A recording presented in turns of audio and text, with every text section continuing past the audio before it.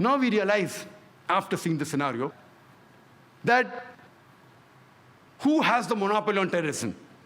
And according to me, terrorism is a monopoly of the politicians.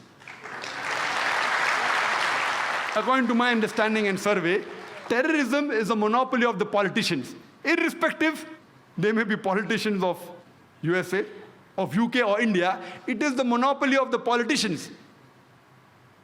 We have to realize what is the cause of terrorism. If we want to abolish terrorism, first we have to understand the root cause. I, being a doctor, we don't believe in symptomatic treatment. We believe in trying and finding out what is the cause and killing the germ. That's a better treatment. What is the cause of terrorism? The experts say that the cause of terrorism is injustice. When injustice is done on a particular group of people, when wrong is done on a particular group of people, they tend to retaliate. And that is the only cause of terrorism. And when we realize that whether it be the 9/11, the destruction of the Twin Towers in New York, whether it be the 7th July, the bombing in London, or the serial bomb blast 93 in Bombay, or the recent bomb blast on 11th of July, whether it be the thousands of people killed in Afghanistan, in Iraq, in Gujarat, in Bosnia, whether it be in Palestine, in Lebanon, we find that behind them, the main cause are the politicians. I was wondering that when I landed in UK, that why were 21 young Muslims arrested? The government said we were keeping track on them for several months. Many people I met who knew these people who were arrested personally. They said, impossible. They can't be involved. What we realized, that the people wait, when should this news come out? At that time, Israel was attacking Lebanon.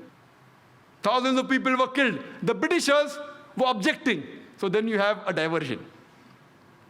21 Muslims supposed to bomb the airline are arrested. It's a bigger news, so people forget about thousands of innocent people being killed in Lebanon. Same thing in India, Kargil. Any problem, politicians talk about Kargil, talk about the enemy, Pakistan. Diversion, politics, whether it be in USA, whether it be in UK, whether it be in India. The major cause are the politicians. We know that our country, more than 60 years back, they were ruled by the Britishers, and they had a policy of divide and rule. More than 50 years back, we got freedom from the Britishers, but unfortunately, they have left, but they have left the policy behind. And our Indian politicians, they have adopted this policy of divide and rule. They adopt this policy of divide and rule for the vote bank. From records, we come to know that the country which has the maximum riots anywhere in the world, it is India. If not daily, at least once a week, we have communal riots. This great country of ours, so many great religions are there. Maximum riots, communal riots. And the major cause, almost all, directly or indirectly, they are the politicians. For the vote bank, for the power, for the money, they engineer these things. Otherwise, normally, I have met non-Muslims. It's my job, it's my profession. I'm a student of comparative religion. I keep on meeting different sorts of people. Generally, the common Indian, irrespective whether it's Hindu or a Muslim, they would love to live with each other harmoniously. They would love to live peacefully. We may have our differences. We don't want to fight. But it is these politicians.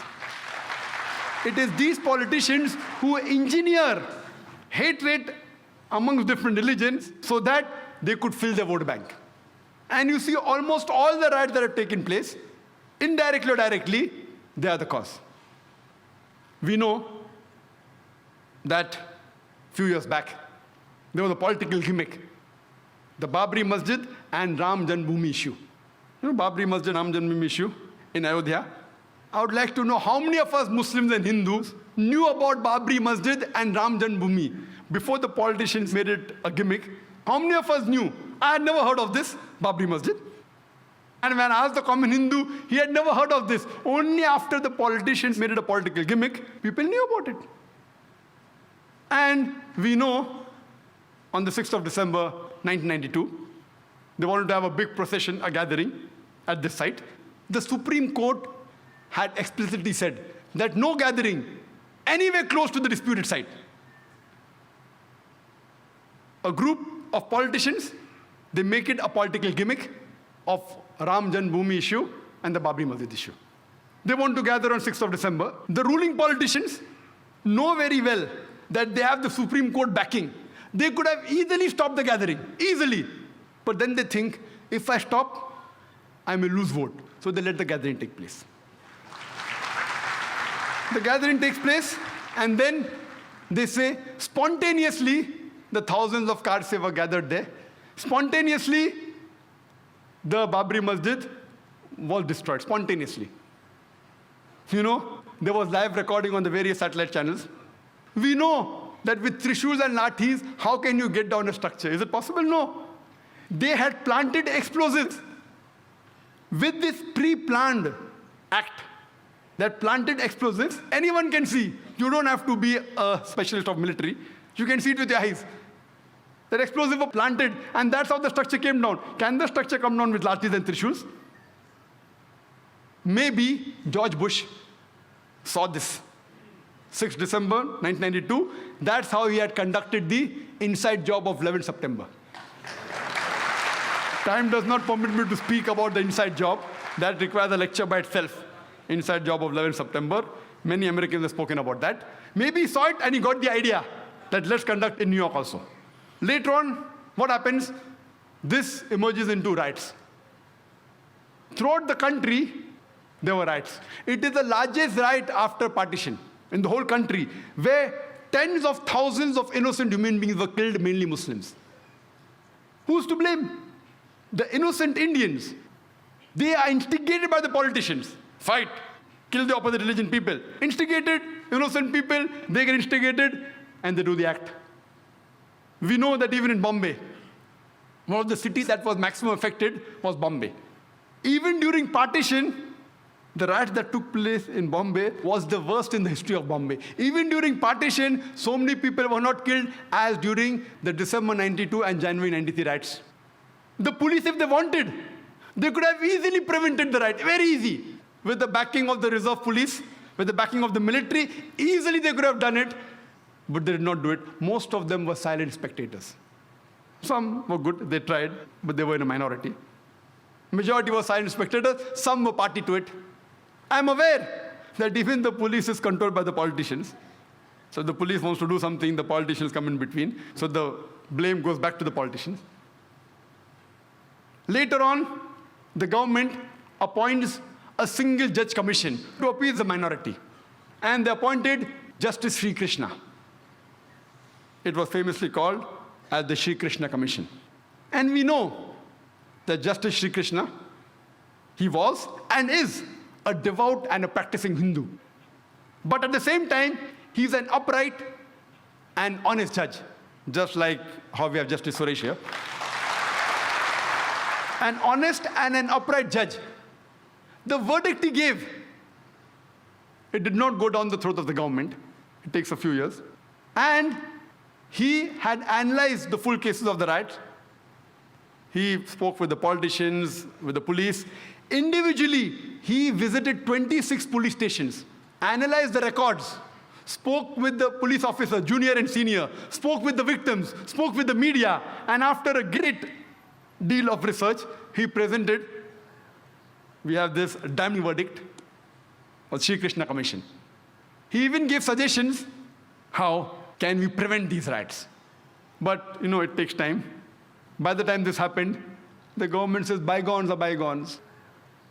Because they know if they implement the report, they are afraid that they will lose the vote bank. At that time, to appease the minority, they appointed the commission. How many commissions? I don't know. I don't know how many commissions have been implemented. I think Justice Suresh can tell. How many commissions that they appoint have really been implemented in India? How many? So here we know it is their delaying tactics.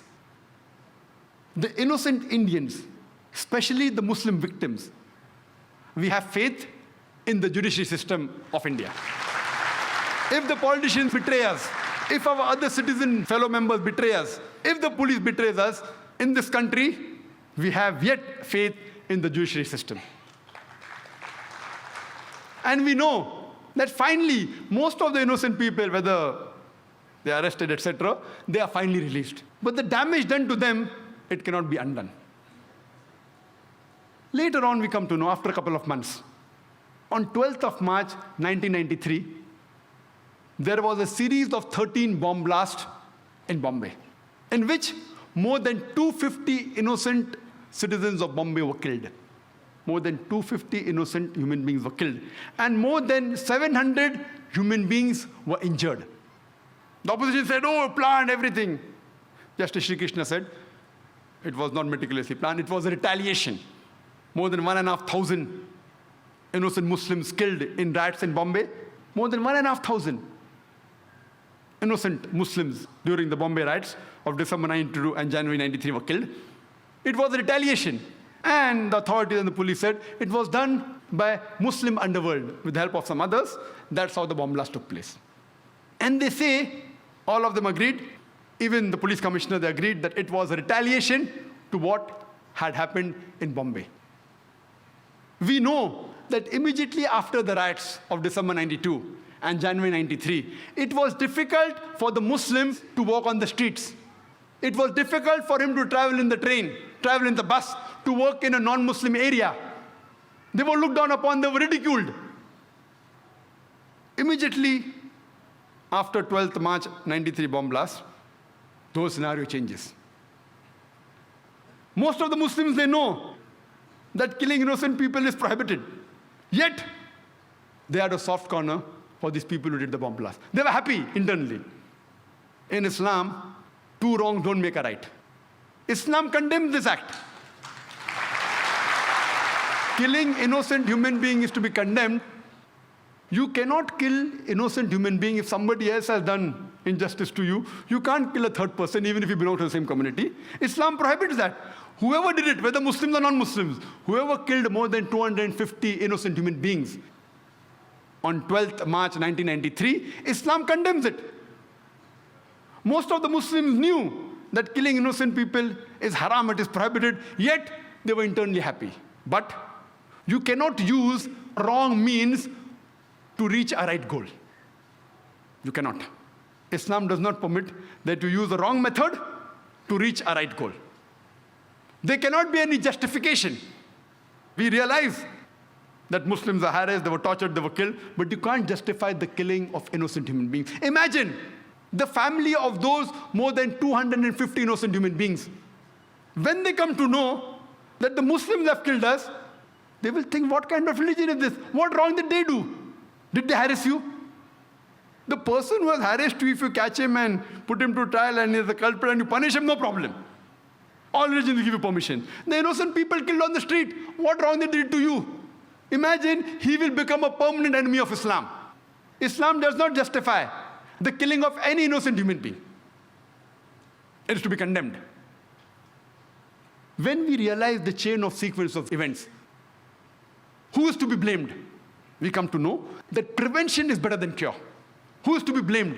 When we see the sequence of events, we come to know that if the opposition politicians, the politician from the opposition party, if they would not have used Babri Masjid and Ram Janmabhoomi issue as a political plank, the Bombay bomb blast in 93 wouldn't have taken place.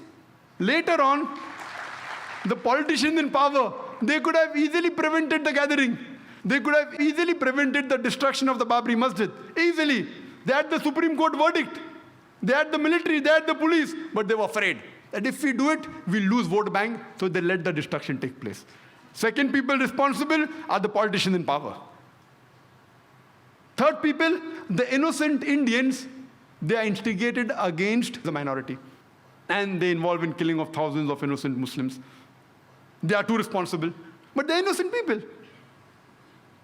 Fourth people responsible is the police. The police could have easily prevented the riots in Bombay or anywhere in India, easily. The normal civilians, we aren't military trained. We cannot fight with the police. It's easy. It's very easy for the police of any city, especially Bombay, to prevent the riots. Very easy. Preventing terrorist attacks is difficult. I'll come to it later on. But riots is very easy. Easy. But they didn't do it. Some were afraid. There were a few who went out of the way and helped the innocent victims, but the majority were silent spectators. Some even were party to it. Some who were silent spectators, they were afraid that if we went against the politician, we would have been transferred. They too are to be blamed. Fourth people to be blamed are the police. Fifth, last, but not the least, the people who committed the bomb blast. Islam does not give permission to use wrong means to reach the right goal. All 5 categories are to be equally blamed. If you want to stop terrorist attacks, go to the root cause. Stop the injustice. Stop the wrong done to a particular group of people, and terrorism will stop. It is difficult for the police to stop the bomb blast. We know, we understand. It's not easy, it's difficult. But to stop the riots, very easy. Same case. You see most of the riots that took place in India, they have the same sequence, same people are involved, the details may differ. Same group of people involved.